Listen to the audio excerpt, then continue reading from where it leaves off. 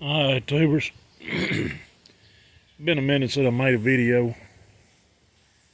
Ain't really been building anything out of the ordinary, just fix something here and there and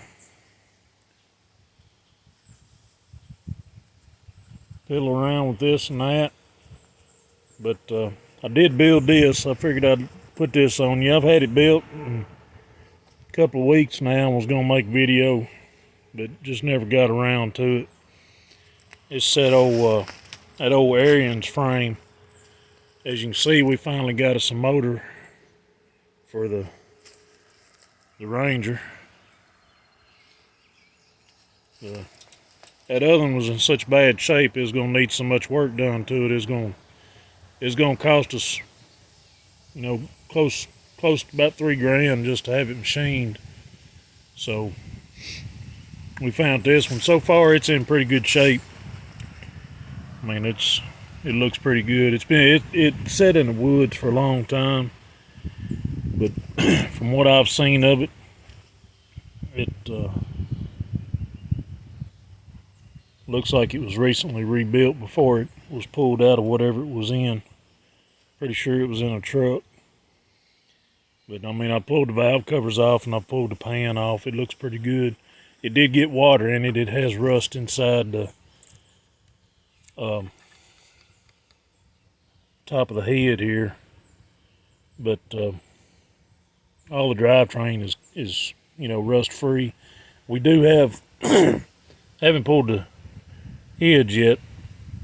Two of the cylinder walls, I'm thinking, is got a little bit of rust on them. I mean, the motor turns pretty good, but you can feel it get tight in a couple spots. So, but anyway, this motor stand, y'all recognize it. Everybody likes these old ariens. I'm gonna get fussed at for doing this, but I took me a plate and welded it across the bottom,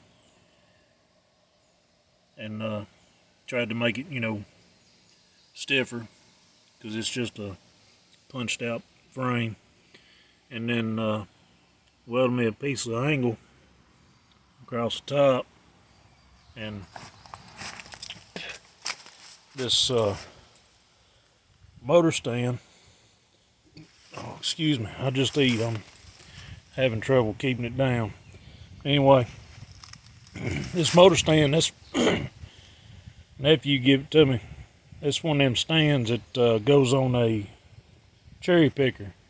It had little feet on it that sits on the frame of the cherry picker, and he didn't have no use for it. He gave it to me, and I said, well, I'll figure something out.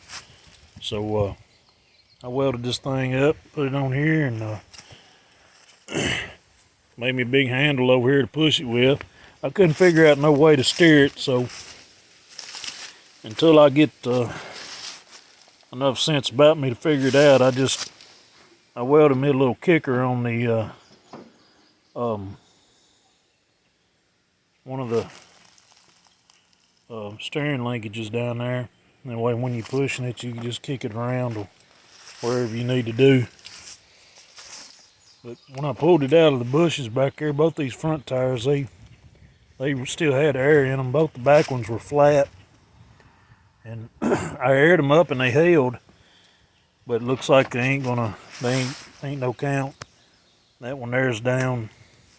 It ain't flat, but it's getting there. The other one's flat. But like I said, it's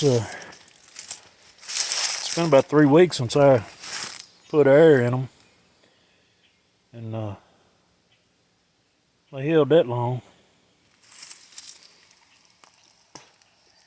But anyway, I miss y'all out there. I figured I'd make a video, give you something to look at. I mean, she is top heavy. I'm pulling back and forth on it now, but I mean, it's, as far as tipping, it ain't acted like it wanted to tip at all yet. But the main reason I built this was, I mean, of course, you can see I've got gravel everywhere, so I don't have any concrete or no sidewalk or nothing up here to move this thing around. Basically what I do when I put one on a stand, I'll have to pull the tractor over here and hook a chain to it and pick it up and carry it to wherever I need to carry it. And this way I can move this thing anywhere I want to move it to, just by pushing it a little bit. Of course, like I said, the main reason I've done it that way I can move it around. You know, I got my A-frame here. That's what I do all my pulling. We're going to pull the bed off that truck too. All the fuel line and the gas tank's full of rust, so I'm going to put a new tank in it and all that. I figure we just do brakes, fuel line, whole 9 yards. Be easier just pull it over here and pull the bed off of it and pull it back out there in the driveway and do what we got to do to it. But yeah,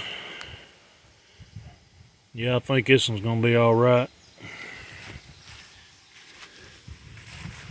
Like I said, last thing I done to it, so I sprayed a couple of cans of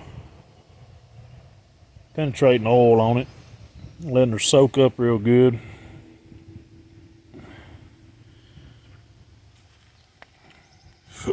Oh, excuse me. I'll be getting pretty close time to pull them manifolds off and pull the heads off and see how bad she is. I think a bore hone will be able to take that rust. I think it's just surface rust. Pretty sure it is. I don't think this motor's hurt at all.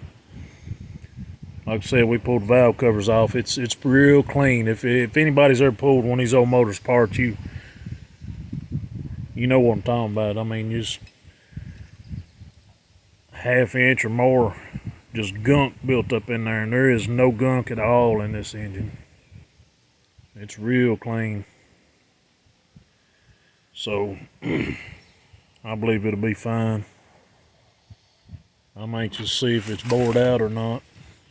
This is a 351M, by the way, and hopefully it's just bored 10 over, because they say that the walls ain't too thick on them. I think if you bore them up more than 40, they're junk. At least that's what I read. I don't know. I'm a straight 6 guy myself.